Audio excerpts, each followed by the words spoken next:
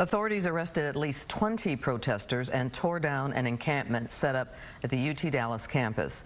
UT Dallas sent a notice to protesters saying the encampment was against policy and warned violators would be charged with criminal trespass. Not long after that, we saw police from several agencies move in.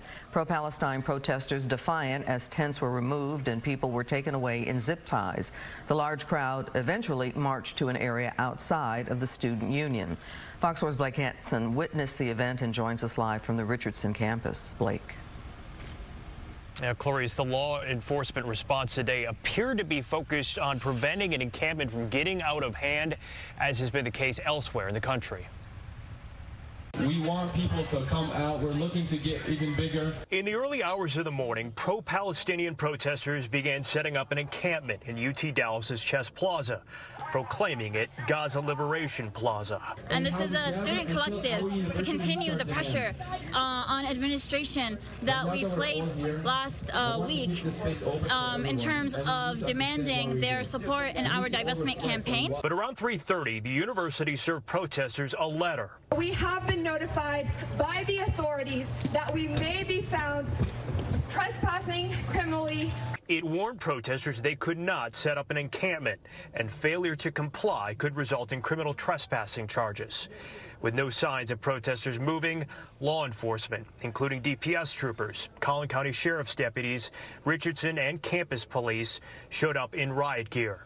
As they stood roughly 100 yards away in formation, some pleaded for them not to move in, including faculty. Things can be resolved peacefully by talking, folks. I know you don't control things. You do what you're told to do.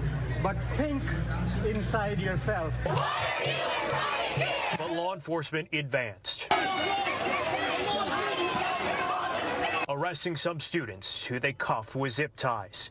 The authorities also dismantled the encampment, some armed with bolt cutters to remove what protesters had chained to trees. Eventually, trucks would come in and remove the last elements of the encampment.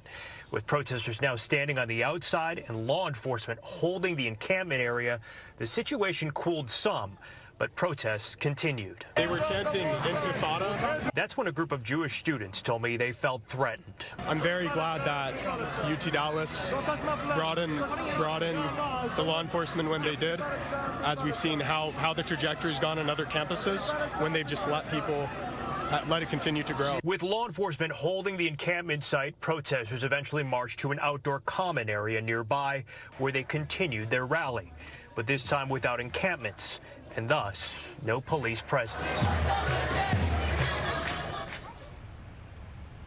There have been some who've been peacefully protesting and respectfully protesting, and others who have not. As we were interviewing the Jewish student that you heard from in our story, there was a man with a Free Gaza flag, and he kept on shouting, "Free Gaza, free Gaza," trying to basically shout over that student's answers and prevent him from answering. And that's when one of the pro-Palestinian protest organizers actually walked over and told him, "You need to stop, you need to back off and leave them be."